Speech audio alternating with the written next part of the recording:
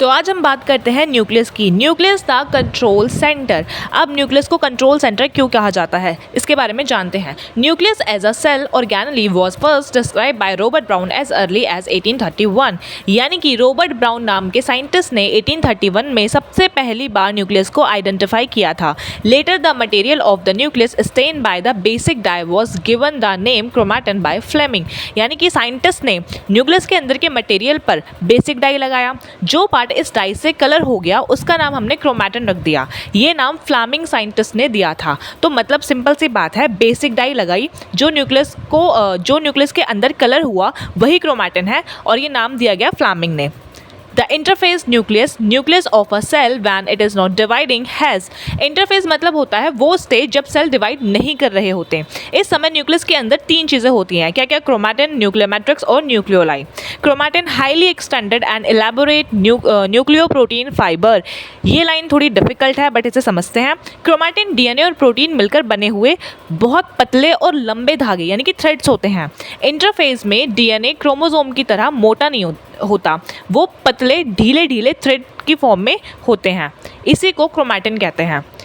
Nuclear matrix a proteinaceous network present in the nucleus. Proteinaceous का मतलब है protein से बना हुआ। न्यूक्लियर मैट्रिक्स न्यूक्लियस के अंदर प्रोटीन का जाल यानी कि नेटवर्क होता है। ये न्यूक्लियस के अंदर सब चीज़ों को सपोर्ट देता है, जैसे घर में लोहे का फ्रेम होता है जो घर को सपोर्ट देता है। Nucleoli one or more spherical bodies present in the nucleus. Nucleus के अंदर एक गोल यानी कि राउंड स्ट्रक्चर होता है। एक न्यूक्लियस में एक या एक से ज़्यादा न्यूक्लियोलाई होते हैं। Electron microscopy has revealed that the nuclear envelope consist of two parallel membranes. Electron microscope से पता चला कि न्यूक्लियस के बाहर दो मेम्ब्रेन होती हैं, इसलिए न्यूक्लियर एनवलप को डबल मेम्ब्रेनस स्ट्रक्चर भी कहा जाता है।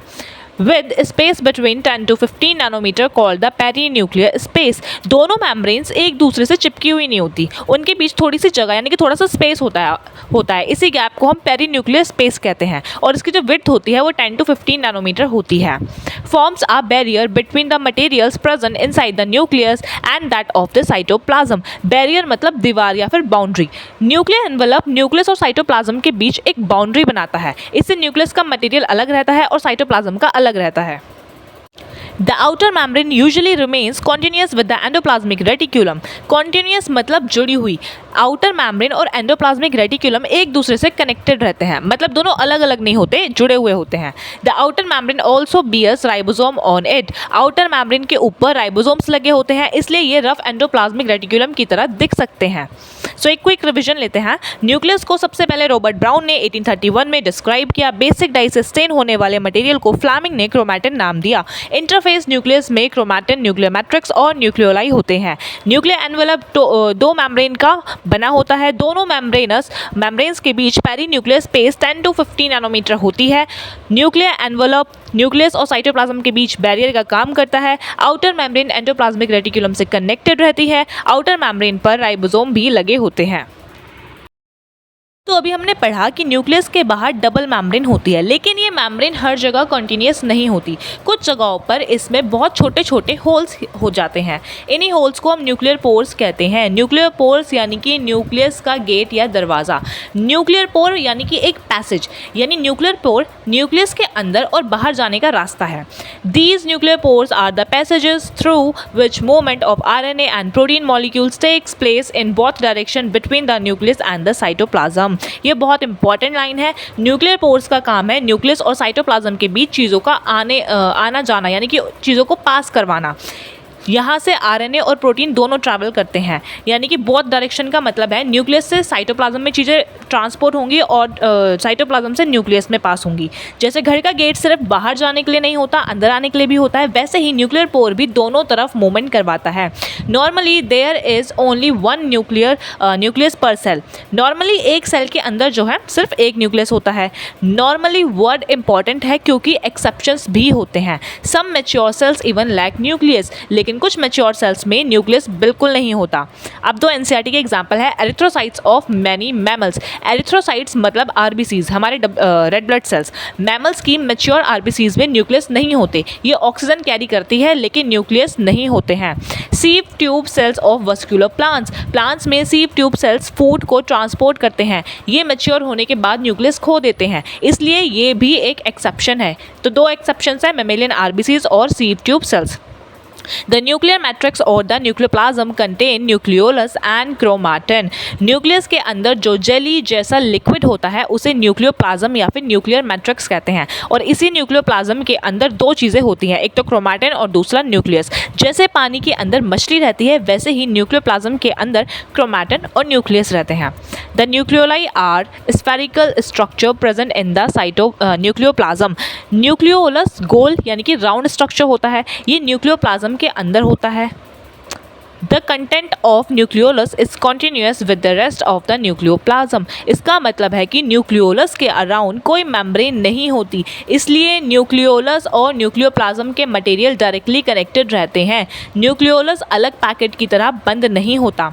As it is not a membrane bound structure, it is a site for active ribosomal RNA, rRNA synthesis। ये एग्जाम वाली लाइन है। सबसे पहले याद रखो न्यूक्लियोलस के अराउंड मेम्ब्रेन नहीं होती, इसलिए इसे नॉन मेम्ब्रेन बाउंड ऑर्गेनेली कहते हैं। अब इसका काम क्या है, यहीं पर rRNA यानी कि राइबोसोमल RNA बनता है। Larger and more numerous nucleoli are present in cells actively carrying out protein synthesis। ये थोड़ा लॉजिकल पॉइंट है। प्रोटीन बनाने के लिए राइबोसोम चाहिए और राइबोसोम बनाने के लिए हमें rRNA चाहिए और rRNA बनता है न्यूक्लियोलस में। इसीलिए जो सेल्स बहुत ज़्यादा प्रोटीन बना रहे होते हैं उसमें जो न्यूक्लियोलाई है वो बड़े होते हैं, न्यूक्लियोलाई की संख्या भी ज़्यादा होती है। यानी कि प्रोटीन सिंथेसिस कराने के लिए हमें rRNA चाहिए और rRNA के लिए हमें न्यूक्लियोलस चाहिए, वो न्यूक्लियोलस में बनता है। तो न्यूक्लियोलस बड़ा होना चाहिए और ज़्यादा होना चाहिए। More nuclei is equal to more protein synthesis. ये सिर्फ याद रखना है, जितने ज़्यादा न्यूक्लियाई होंगे उतने ही ज़्यादा प्रोटीन सिंथेसिस होगी। एक्टिवली सिंथेसाइजिंग सेल, जो सेल बहुत प्रोटीन बना रहा है उसमें न्यूक्लियोलाई बड़े होंगे और ज़्यादा होंगे। लेस एक्टिव सेल, जो सेल्स कम प्रोटीन बना रहे हैं उसमें न्यूक्लियोलाई छोटे होंगे और कम होंगे। तो एक क्विक रिविजन लेते हैं। न्यूक्लियर एनवेलप में छोटे छोटे न्यूक्लियर पोर्स होते हैं। न्यूक्लियर पोर्स न्यूक्लियस और साइटोप्लाज्म के बीच आरएनए और प्रोटीन का दोनों डायरेक्शन में मूवमेंट करवाते हैं। नॉर्मली एक सेल में एक न्यूक्लियस होता है, एक्सेप्शन मेमेलियन आरबीसीज और सीव ट्यूब सेल्स, जिनमें मैच्योर स्टेज पर न्यूक्लियस नहीं होते। न्यूक्लियस के अंदर न्यूक्लियोप्लाज्म न्यूक्लियर मैट्रिक्स होता है जिसमें क्रोमैटिन और न्यूक्लियोलस प्रेजेंट होते हैं। न्यूक्लियोलस मेम्ब्रेन बाउंड नहीं होते। न्यूक्लियोलस में rRNA सिंथेसिस होती है। जो सेल्स ज़्यादा प्रोटीन बनाते हैं उनमें न्यूक्लियोलाई बड़े और ज़्यादा होते हैं। The interphase nucleus has a loose and indistinct network of nucleoprotein fibers called chromatin। Interphase वो स्टेज होती है जब सेल डिवाइड नहीं कर रहा होता। इस स्टेज में डीएनए क्रोमोसोम की तरह मोटा और क्लियरली विजिबल नहीं होता। ये पतले, ढीले और उलझे हुए धागों की तरह दिखाई देता है। इन धागों को क्रोमैटिन कहते हैं। यहाँ एक नया वर्ड आया है जिसे बोलते हैं न्यूक्लियोप्रोटीन फाइबर। अब ये न्यूक्लियोप्रोटीन फाइबर का मतलब क्या है? न्यूक्लियो यानी कि डीएनए और प्रोटीन यानी कि हिस्टोन प्रोटीन, यानी डीएनए प्लस प्रोटीन मिलकर जो फाइबर्स बनाते हैं उन्हें न्यूक्लियोप्रोटीन फाइबर्स कहते हैं। इसी लूज नेटवर्क को क्रोमैटिन बोलते हैं। लूज क्रोमैटिन यानी कि not well organised. Loose chromatin का मतलब है डीएनए अभी प्रॉपर्ली पैक नहीं हुआ है। ये बिल्कुल वैसे ही है जैसे घर में ईयरफोन्स उलझे हुए पड़े हों। जब सेल्स डिवाइड करेगा तब यही डीएनए अच्छे से पैक होकर क्रोमोसोम बन जाएगा। But during different stages of cell division, cells show structured chromosome in place of nucleus। ये बहुत इंपॉर्टेंट कंसेप्ट है। जब सेल डिवीजन शुरू होता है तो लूज क्रोमैटिन धीरे धीरे कंडेंस होने लगते हैं और फाइनली क्रोमोसोम बन जाता है। इस समय न्यूक्लियस क्लियरली नहीं दिखता बल्कि क्रोमोसोम दिखते हैं। इंटरफेस यानी कि early cell division in metaphase.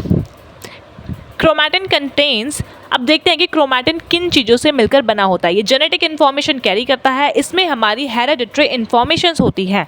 Histones basic proteins होते हैं। इनका काम डीएनए को लपेटना यानी कि रैप करना और पैक करना होता है।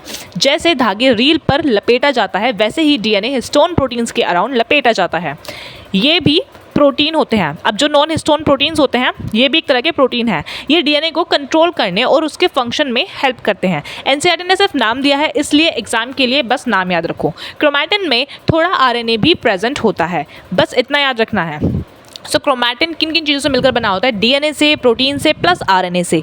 इसका सिंपल फॉर्मूला याद रखना है, chromatin is equal to DNA plus histone protein plus non histone protein plus RNA.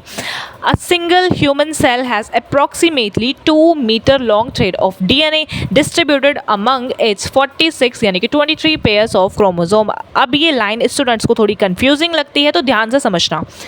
एक ह्यूमन सेल के अंदर जितना डीएनए होता है उसकी टोटल लेंथ लगभग 2 मीटर है, ठीक है। अब आप सोचेंगे कि इतना लंबा डीएनए और इतने छोटे सेल में कैसे आ गया?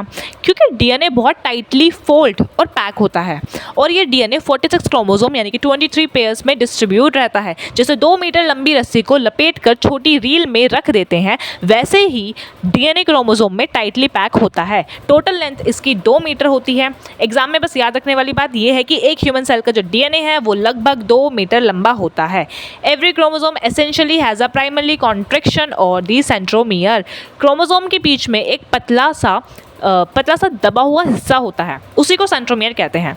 प्राइमरी कॉन्स्ट्रक्शन का मतलब भी वही है, सेंट्रोमियर। सेंट्रोमियर यानी कि प्राइमरी कॉन्ट्रैक्शन, ये सिर्फ दूसरा नाम है। Kinetochores disc shape structure present on the side of centromere. Centromere के दोनों साइड्स पर छोटी छोटी डिस्क शेप स्ट्रक्चर होती हैं, इन्हें ही हम काइनेटोकोर्स कहते हैं। ये सेल डिवीजन के टाइम स्पिंडल फाइबर को अटैच होने की जगह देती हैं। एनसीईआरटी ने सिर्फ लोकेशन बताई है, इसलिए एग्जाम के लिए याद रखो काइनेटोकोर जो कि सेंट्रोमियर के साइड पर प्रेजेंट होते हैं। तो एक क्विक रिवीजन लेते हैं। इंटरफेस में डीएनए लूज क्रोमैटिन के फॉर्म में होता है। सेल डिवीजन के टाइम क्रोमैटिन कंडेंस होकर क्रोमोसोम बन जाता है। Chromatin DNA plus histone proteins plus non histone proteins plus RNA से मिलकर बना होता है। एक ह्यूमन सेल्स में लगभग 2 मीटर डीएनए होता है जो 46 क्रोमोसोम यानी कि 23 पेयर्स में पैक्ड रहता है। हर क्रोमोसोम में एक सेंट्रोमियर यानी कि प्राइमरी कॉन्ट्रैक्शन होता है। सेंट्रोमियर के साइड पर काइनेटोकोर्स प्रेजेंट होते हैं। Based on the position of the centromere, the chromosome can be classified into 4 types। अब सेंट्रोमियर क्रोमोसोम की किस पोजीशन पर है उसके बेसिस पर क्रोमोसोम को 4 टाइप्स में डिवाइड किया गया है। यानी सिर्फ सेंट्रोमियर की पोजीशन बदलने से क्रोमोसोम का शेप भी बदल जाता है। शॉर्ट आर्म जिसे हम पी आर्म बोलते हैं और लॉन्ग आर्म जिसे हम क्यू आर्म बोलते हैं। The metacentric chromosome has middle centromere forming 2 equal arms of the chromosome. Meta का मतलब है मिडल। इस क्रोमोसोम में सेंट्रोमियर बिल्कुल बीच में होता है, इसलिए दोनों साइड्स के जो आर्म्स है वो बराबर यानी कि इक्वल होते हैं। The submetacentric chromosome has centromere nearer to one end resulting into one shorter arm and one longer arm। यहाँ सेंट्रोमियर बीच में नहीं होता, ये थोड़ा सा एक साइड की तरफ होता है, यानी कि एक आर्म छोटी होती है और एक आर्म लंबी होती है। जैसे स्केल को बीच से थोड़ा सा साइड पकड़ लो, एक साइड छोटी और दूसरी साइड बड़ी दिखने लगेगी, वैसे ही सबमेटासेंट्रिक क्रोमोसोम होता है। In acrocentric chromosome, the centromere is situated close to its end, forming one extremely short and one very long arm। अब सेंट्रोमियर और भी ज़्यादा एंड के पास आ गया। पी आर्म बहुत ही छोटी यानी कि एक्सट्रीमली शॉर्ट हो जाती है, क्यू आर्म बहुत लंबी यानी कि वेरी लॉन्ग हो जाती है, सब मेटासेंट्रिक जो कि शॉर्ट प्लस लॉन्ग होता है और एक्रोसेंट्रिक में very short plus very long arm होती है। The telocentric chromosome has a terminal centromere. यहाँ सेंट्रोमियर बिल्कुल लास्ट यानी कि टर्मिनल एंड पर होता है, इसलिए क्रोमोसोम का सिर्फ एक ही आर्म दिखाई देता है, दूसरा आर्म प्रैक्टिकली नहीं होता है। तो centromere at the end only one arm is visible.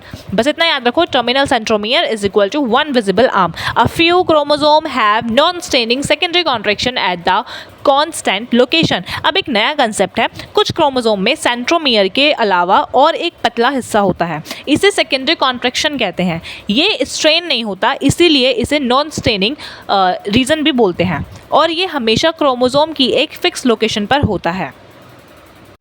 याद रखो, सेंट्रोमियर यानी कि प्राइमरी कॉन्ट्रैक्शन और सैटेलाइट वाली जगह यानी कि secondary contraction. This gives the appearance of a small fragments called the satellite. Secondary contraction की वजह से क्रोमोसोम का एक छोटा टुकड़ा अलग सा दिखाई देता है, उस छोटे टुकड़े को सैटेलाइट कहते हैं। जैसे किसी की चेन में एक छोटा पेंडेंट लटका हो, वैसे ही क्रोमोसोम के साथ एक छोटा फ्रेगमेंट दिखाई देता है, उसी को सैटेलाइट बोलते हैं। माइक्रोबॉडीज, अब ये माइक्रोबॉडीज क्या होती हैं? Microbodies are many membrane bound minute vesicle that contain various enzymes. Microbodies बहुत छोटे मेम्ब्रेन से घिरे हुए वेसिकल होते हैं, इनके अंदर अलग अलग एंजाइम्स होते हैं। ये सेल के अंदर छोटे एंजाइम पैकेट्स की तरह होते हैं। Present in both plants and animal, microbodies सिर्फ प्लांट्स में नहीं बल्कि प्लांट और एनिमल दोनों के सेल्स में मिलते हैं।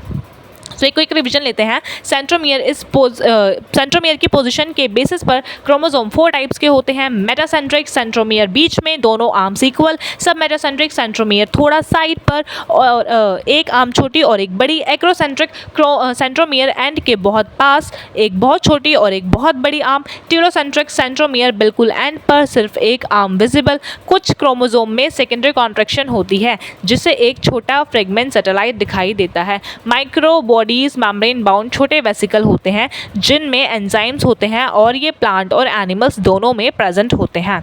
So this is the end of the chapter. मिलते हैं नेक्स्ट वीडियो में, तब तक के लिए बाय बाय। अगर आपको वीडियो समझ में आई हो तो थैंक्स फॉर वॉचिंग।